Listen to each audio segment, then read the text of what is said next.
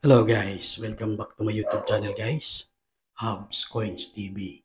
So kung bago ka pa nga lang guys sa aking channel, maaari kang mag-like,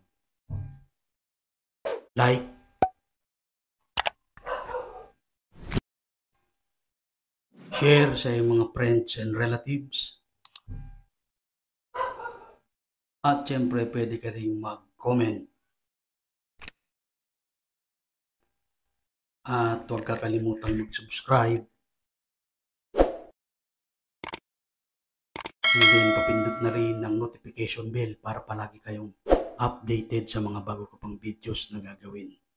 So ito nga guys, ang ating content sa ngayon ay ang matinding hunting. Napakaraming barya. Bagong taon, bagong hunting tayo guys.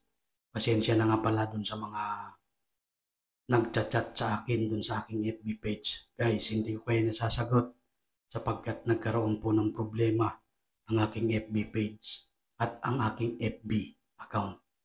Nahack po ang aking FB account. Kaya dun sa mga walang magawa sa buhay, nagbabantay lang dun sa mga taong lumalaban ng parehas. Sana maging parehas kayo. Huwag nating gawin ng panglalamang sa kapwa kasi mahirap yan. So ito nga guys, magbabaka sakali tayo ngayon. Sa daming barya nito guys, baka sakaling makakuha tayo ng hunting. Sapagkat di ko pa sigurado guys kung kaya pa akong suportahan ng aking financier guys, ng aking kolektor na hinahanapan ko ng barya. Sapagkat medyo nagkakaedad na guys. Di ko pa alam kung anong magiging desisyon niya. Kung itutuloy niya pa ba o give up na siya. So ito nga guys, ang aking mga, sa dami nun guys, ito lang ang aking mga nakulimbat. Ayan. Yung 2008 na 10 pesos na ika nga semi hard to find na rin sa panahon ngayon. Ito lang ang aking nakuha. Tsaka itong mga 10 pesos na 2,000, yan, 2008, 2,000. Ito lang, sa dami-dami kong nakuha.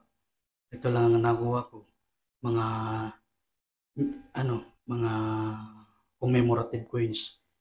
Tulad ni Andres Bonifacio, 10 pesos. Saka ito ang aking mga nakulimbat.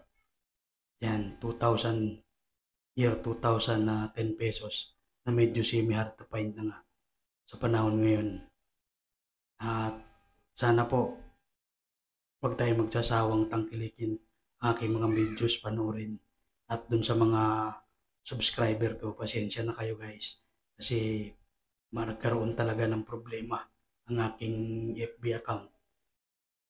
Inulit ko nga po, hindi ko kayo marireplyan na at gagawa na lang siguro ako ng panibagong page para dun sa aking Habs Coins TV. Kasi yung We Buy Old Coins ko, di ko na po mabuksan. Kaya yung mga nagchat-chat doon, sorry po at hindi ko kayo nasasagot. Nahack po ang aking FB.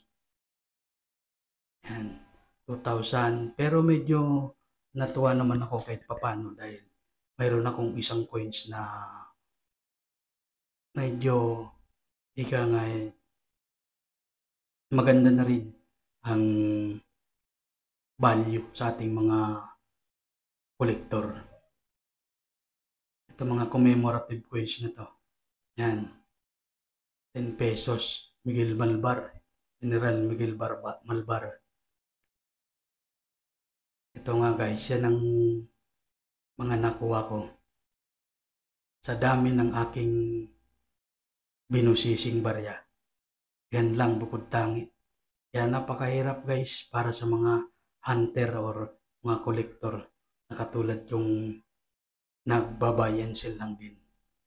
Kaya nga sa susunod guys, baka nga siguro mag sarili na rin lang ako. Kasi wala na guys. Pumunta na sa ibang bansa para magpagamot ng aking financer.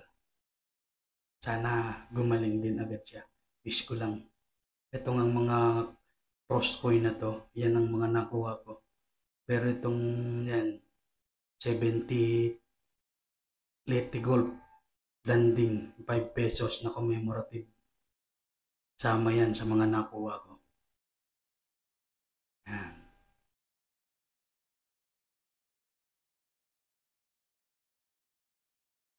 Dalawang nakuha ko na ito medyo hard to find na rin ito eh.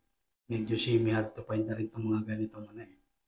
Kaya iniipon ko na nga to baka sakaling may mga lang. Pero dito ako nagulat kung anong naisama to sa mga piso.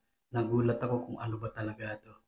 Pero tingin ko naman yung pagkaka ano niya, parang barya talaga siya. Parang piso.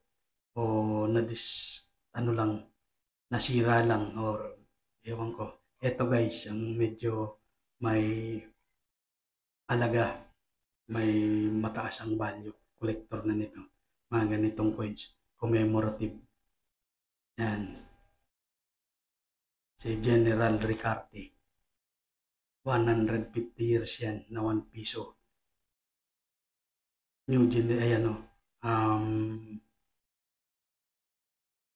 Commemorative